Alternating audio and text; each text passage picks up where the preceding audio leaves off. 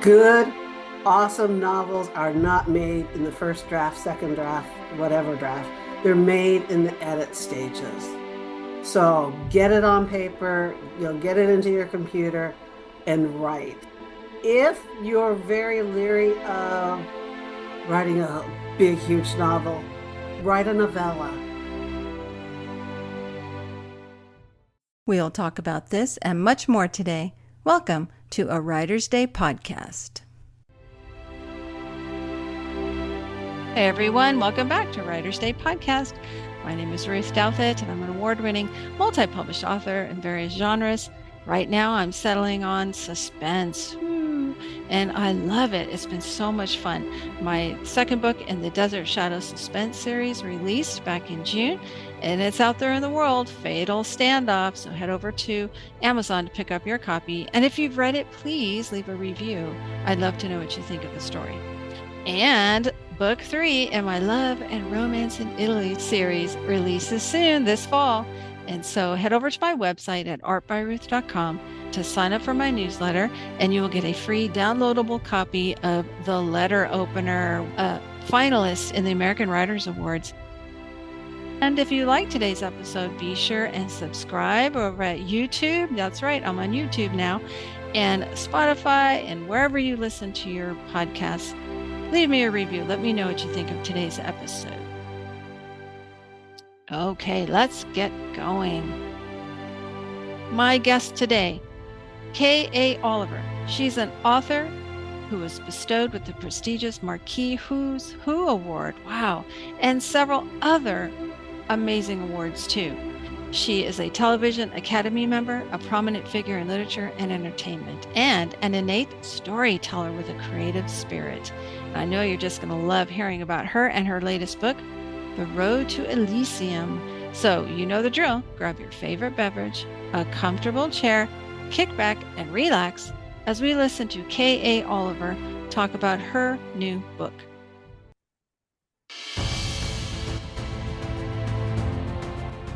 Hey everyone, welcome back.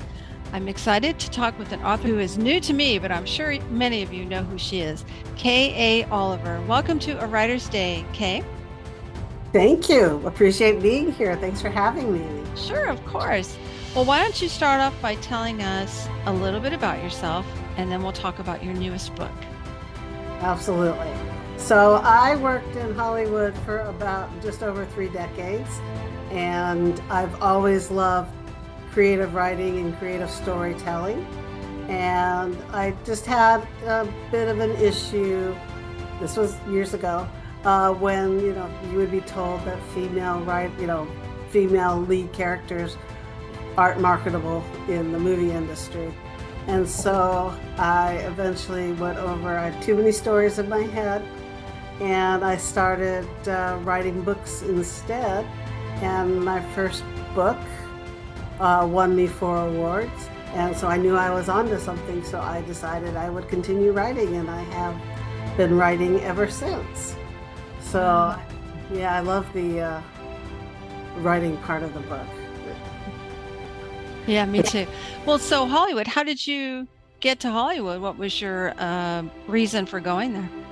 Well, I was sitting at home one day on the couch trying to figure out, like we all do when we're younger, what do I want to do for the rest of my life?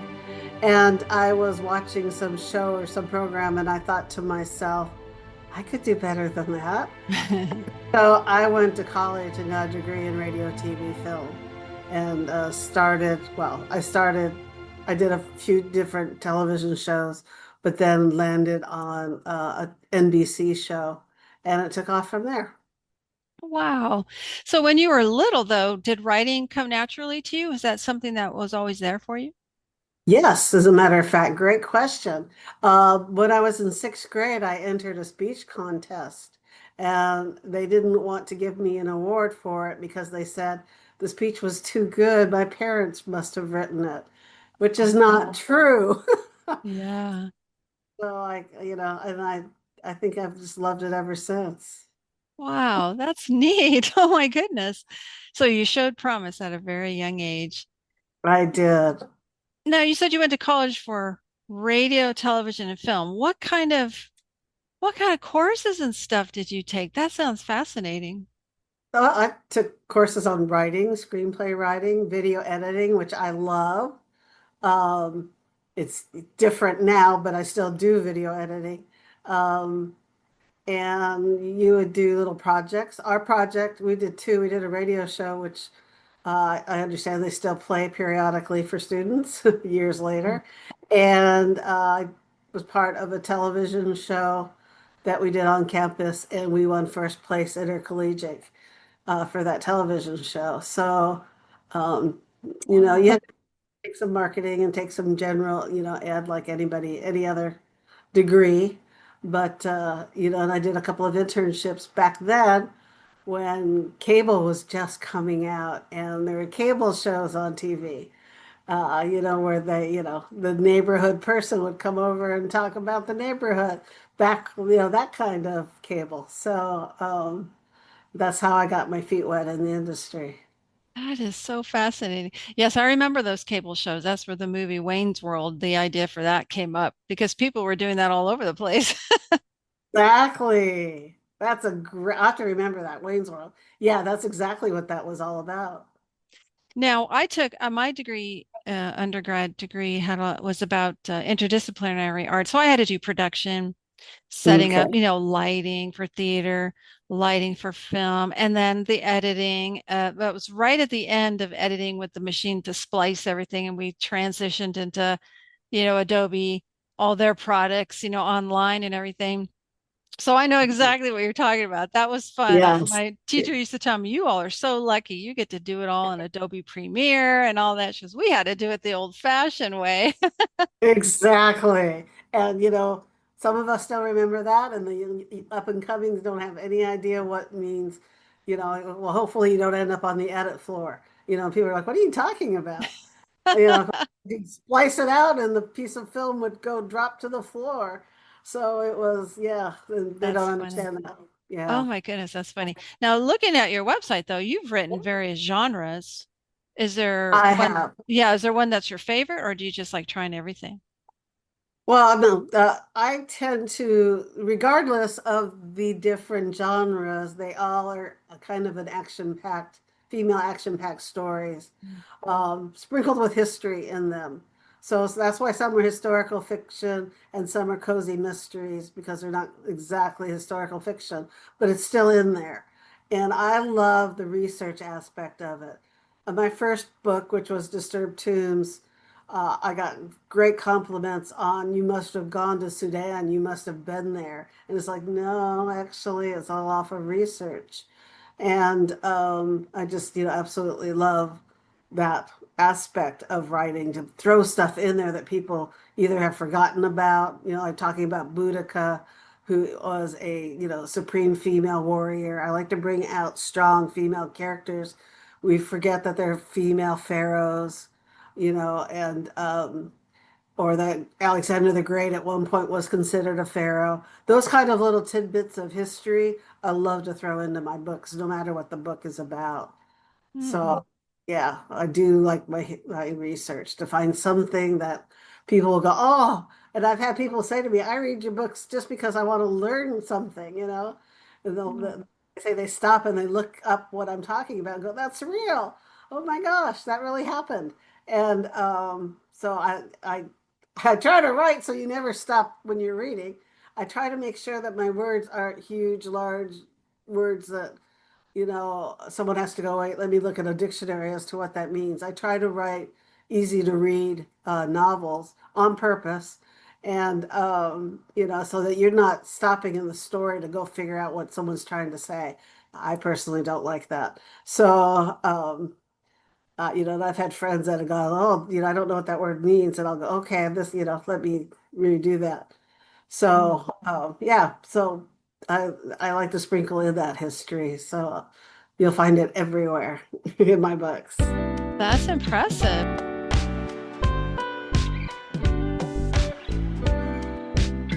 Well, let's talk about Road to Elysium. When did this story come out? This story was published, I believe, in 2023, yes.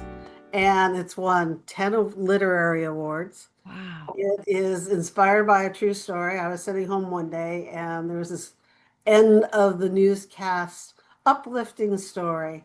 And I went, oh, who's written about that? Someone has written about that. And I went online and I couldn't find anything on it. And I thought, are you kidding me? This story has to be told. So I went ahead and my book is fiction, but it was inspired by that story, and it's uplifting. I like to say, if you're old enough to know this one, of course I play it every Christmas. It's a Wonderful Life Mm. meets Blindside, where there's a Oh, mentoring process going on, but it ends with that community giving back scenario at the end. So it's very uplifting. It's about a man who's lost everything. And this is true about life. A knee-jerk reaction, because this young boy who's bold enough to ask him, can you teach me how to throw a ball? His knee-jerk reaction is to say yes, because like well, why would I say no? I mean, that's kind of rude. And in doing so, changes his whole life. well, I love the cover. It just looks so hopeful. Yeah. That's what I like about it. When I saw it, I thought, oh, this looks like it's a very hopeful story. Well, so tell us the true story and then tell us what made you want to do a fictionalized version of it. Well, because then I don't have to go get all those approvals. Yeah, exactly, right? I'll be honest, but yeah, the true story is about a guy who was actually walking down the street. It's different than my story, but he's walking down the street, and a young boy out in Southern California asked him if he would teach him how to throw a ball. So that's the um, inspired by a true story part of it, and he's been mentoring that young man ever since. Unlike my main character who had lost everything, he had not lost everything. He had just decided to help the boy learn how to throw a ball and has his own family, um, which is obviously not the way I wrote my story because I wanted, grander. Well, let's take some liberties here. And yeah, so it was just like the end of the news story, like, oh, this guy met this kid. Blah, blah, blah.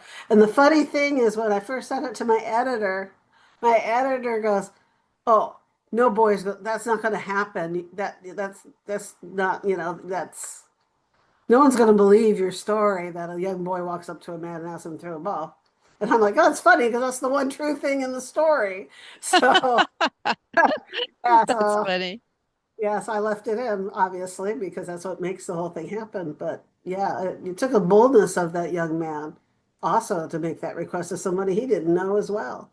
And luckily, everybody was on the up and up. So it has turned out to, still mentor him and send him off to college and the whole 9 yards. So Oh, how that story wasn't in a book somewhere already or grabbed onto or made a film of, I don't know.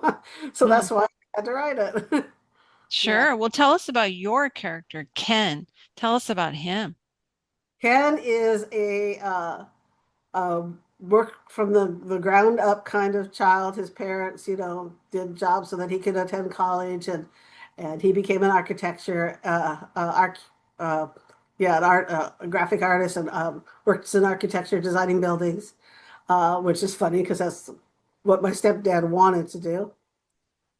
And he had a wife and child who unexpectedly get killed in a car accident when he's driving. So Ken holds, sorrow for those, his wife and son, and feels the only reason he's not committing suicide, to be honest, is because he's afraid that if he dies, no one will remember them. And so he's in that state of mind at the time someone tries to break into his house.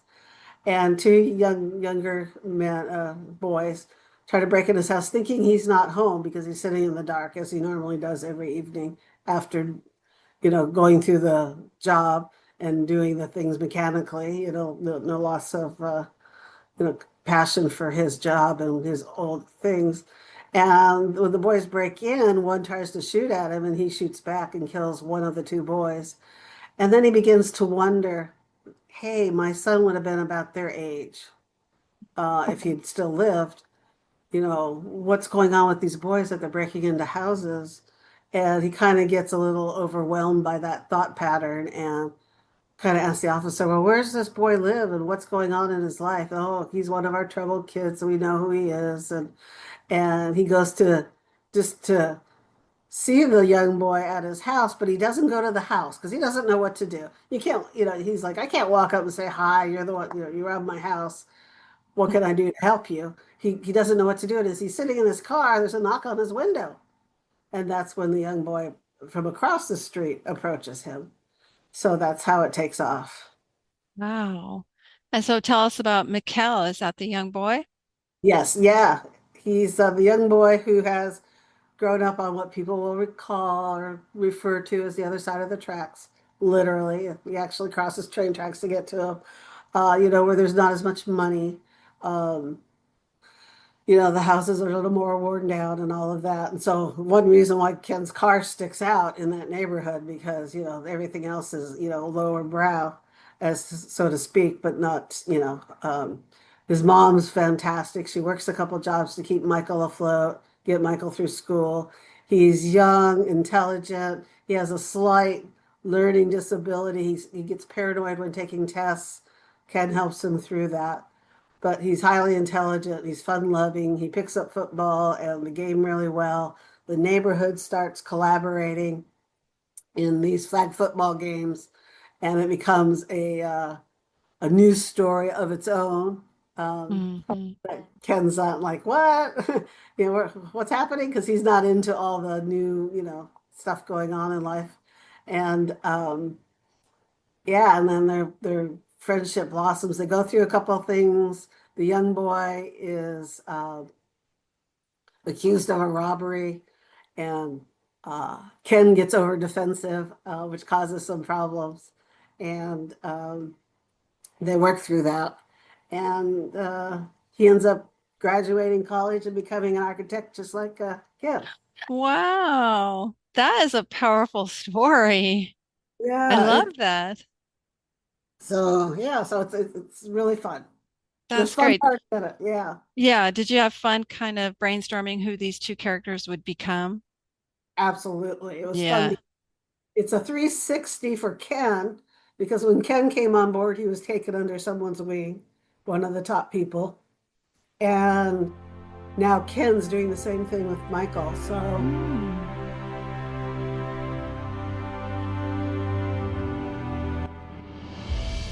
Well, so what is it that you hope readers will take away from this story?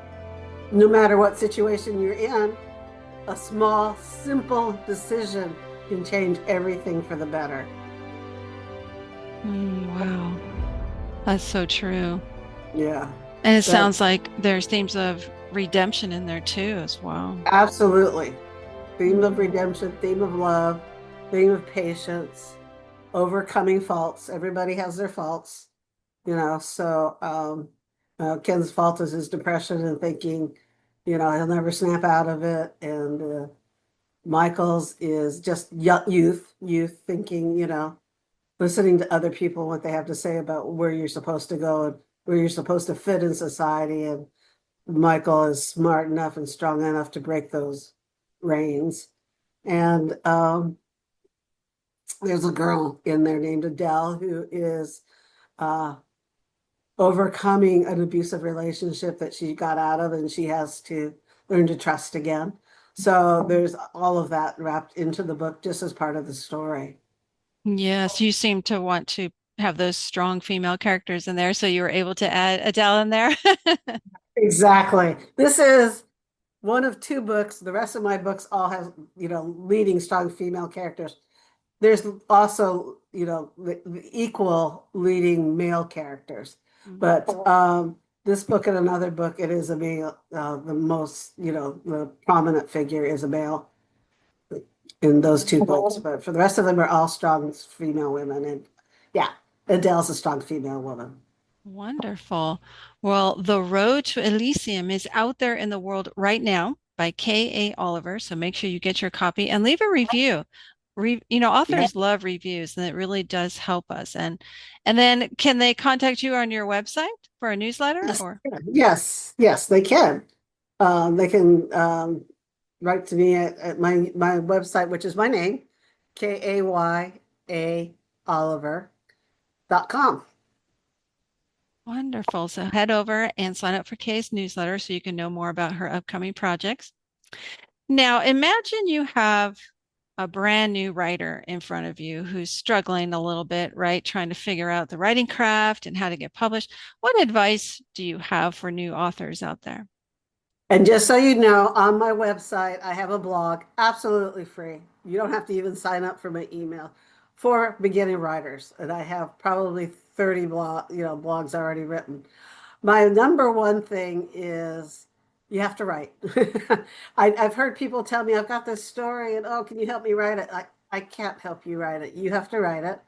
It's your story. It needs to be in your voice.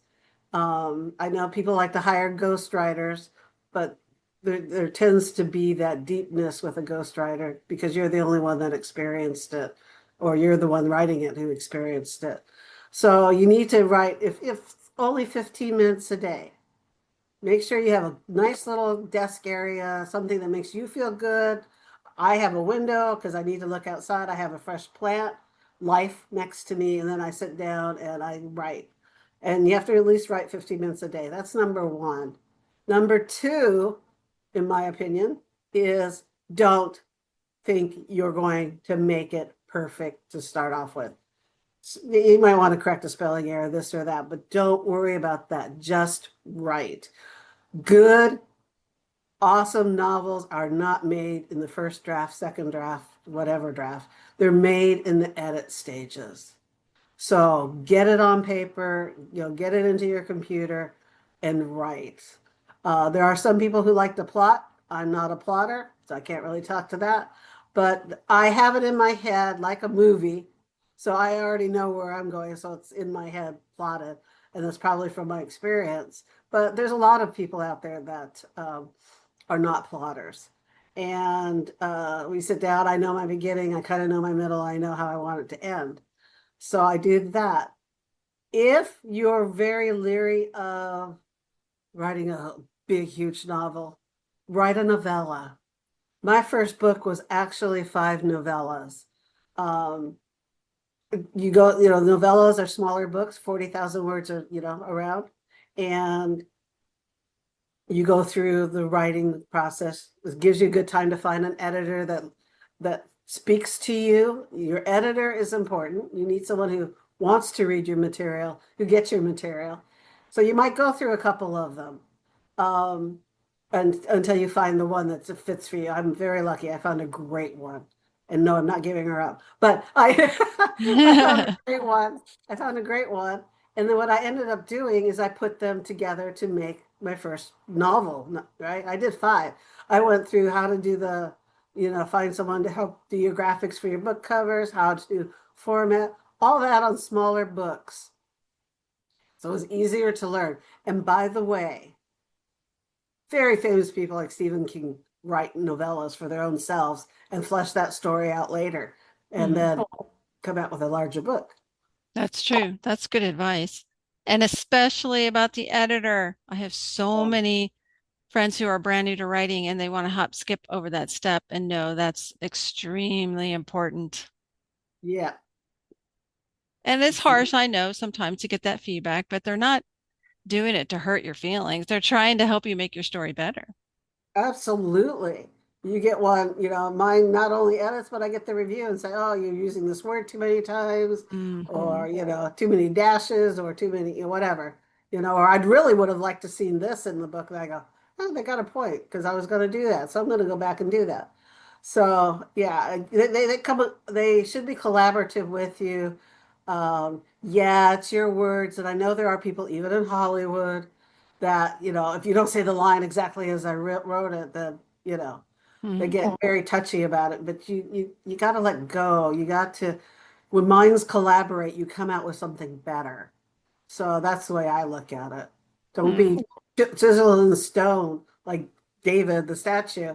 Be a little more free and, make sure that you do listen and hear things because I learned a lot in those first 5 novellas. They went out with typos you wouldn't believe, I hired an editor and people would write, I don't think she'd ever hired an editor, but I did. Exactly. That editor, yeah. I bet Ask that happened too. Yeah, and then you're like, well, that's that stubborn typo. I don't care how many times you read it. That's stubborn typo earned the right to be in the book. It has gone through six readings and nobody caught it. God So wants it there. yeah, for some reason it's still there.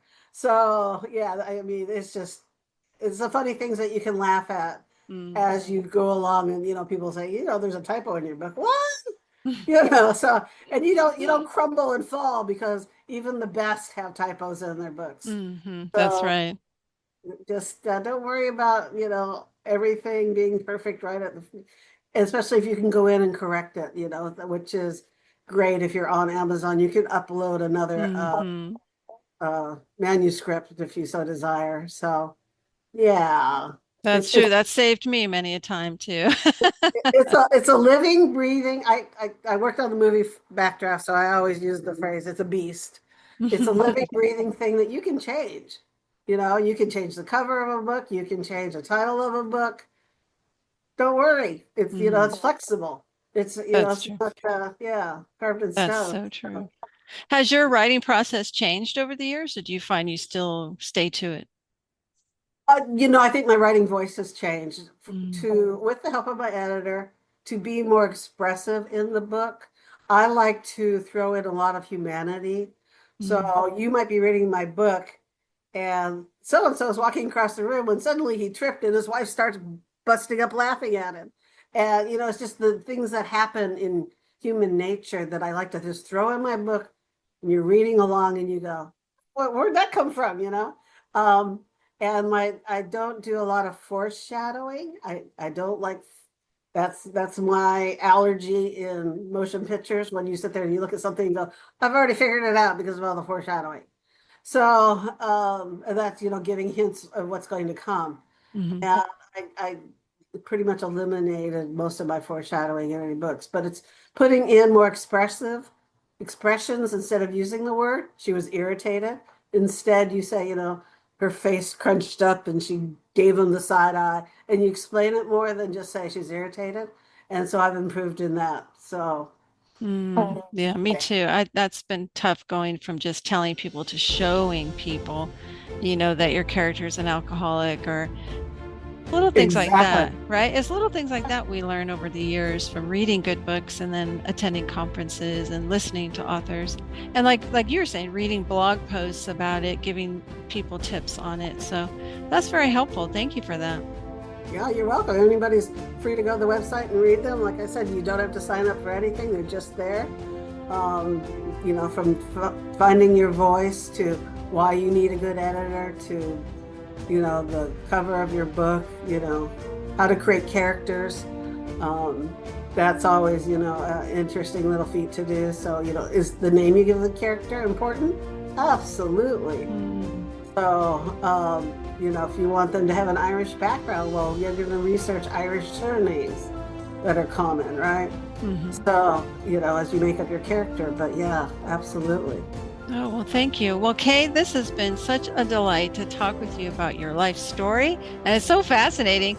And then your new book, Road to Elysium, which is out in the world right now. And remember, head over to kaoliver.com to learn more about Kay, to sign up for her newsletter, and to read those blog posts if you want to learn more about the writing craft. Thank you, Kay, for joining me today. This has been a treat. Thank you. It's been fun. It's been a very nice conversation. I love it. That was so fun to listen to Kay Oliver talk about her life. Wow, what an interesting life story, too. Her writing journey and her new book, Road to Elysium. And I hope that you pick up a copy today. You'll love the cover. It just looks so bright and hopeful, and it has won many awards. And head over to her website to sign up for her newsletter as well. I hope that you've been encouraged by Kay's story. I know I have. And she's right. Try and write something every day. Don't give up. There's going to be some obstacles, and yeah, you might have to research and things like that. But keep going. You have a story to tell, a story that could really encourage people on their journey. And so don't give up. Write something every day and stick with it. And thanks for listening. Until next time, God bless.